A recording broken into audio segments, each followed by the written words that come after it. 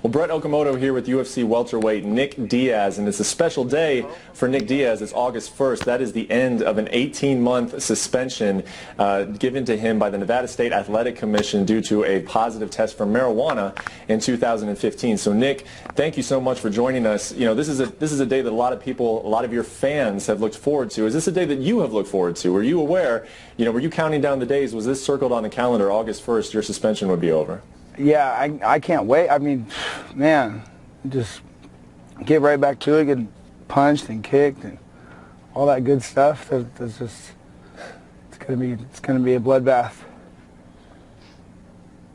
You know, I want to look forward and I want to get to your next fight, but real quickly, just on the suspension, did you feel like that you were robbed of a year and a half of your career, or do you think that, you know, I broke a rule and so I did have to serve some kind of punishment? What did you think about just the 18-month suspension that you just served? Was it justice, or was it unfair to you? Did it rob you of a part of your career?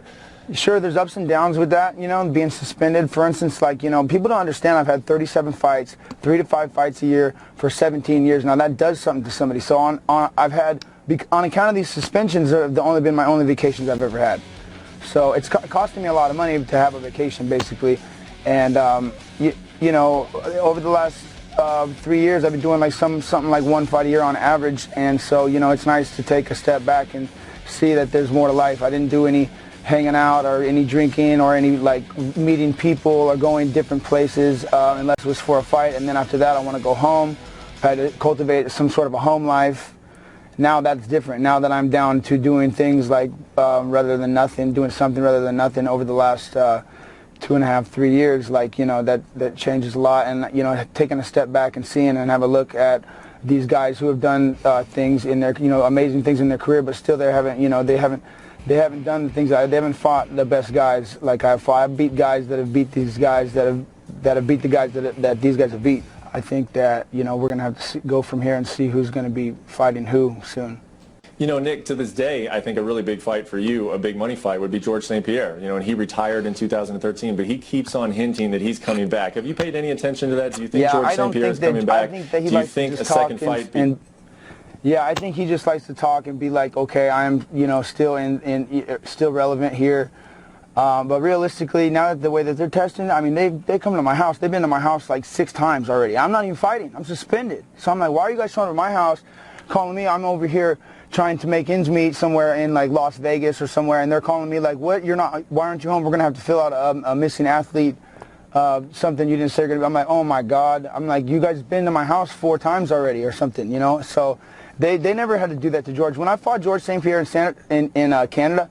First of all, somebody freaking drugged me, okay? That guy didn't make weight. The commission come up to me and tells me that he's not going to make weight. And whether it was a pound or not a pound doesn't matter. In Las Vegas, or if the fight had been where it should have been, they would have not only drug tested us, but there's no pound allowance, so he would have had to make his full weight. And I've never been in the best shape of my life like that ever, and then went out there just completely zapped like that. There was something funny about that fight. I'm just saying, like, look, I didn't get my fair shot, so I had to go through all sorts of drama, no breaks, 3 fights in a row, just like always, 3 to 5 fights a year, and then finally they gave me that fight in Canada, freezing ass Canada, freezing ass cold Montreal, where all kinds of funny stuff was going on.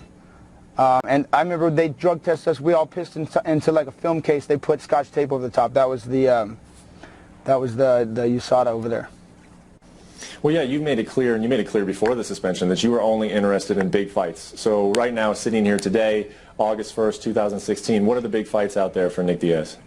We're going to have to see. That's what I said. We're going to have to sit down and have a look at what the fans want to see and who these guys, you know, like I said, I'm on top right now. I'm on the top of this game. You know, there ain't no giving me a shot. I'm giving somebody a shot. If anybody's getting a shot, if somebody's getting a shot against me, because I'm the guy to beat.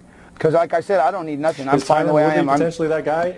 We'll see how he does. We'll see how he does. He has some fights to do. He just gets the title now, and then, you know what I'm saying? Like, I'm over here, just sitting back. Like, I don't need a fight. There's no reason for me to come and fight for fun. I don't do that. That's not what I do. I don't like to hurt people for fun, and I don't have any. I like Tyron Woodley and I like Robbie Lawler.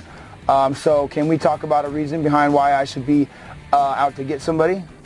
If the UFC came to you right now with a fight offer for Robbie Lawler, would that be a fight that interests you?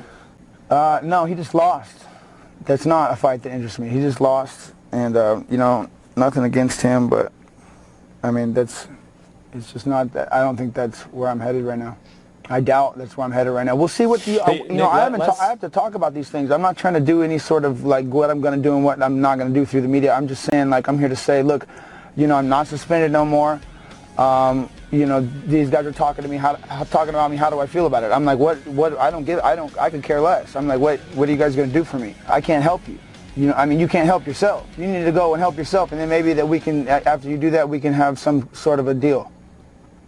So it sounds like, as of right now, you don't see a fight out there that makes sense for you. I don't see a sounds like there's superstar just out there. no option I don't right see now. George You have St. to Pierre wait and coming see how back. it He's plays too out a scared to little come back and do a fight with me, and the rest of these guys are not superstars. Who are they? I don't even want to say their name because nobody even heard it yet until I say something. Now everybody knows who the guy is.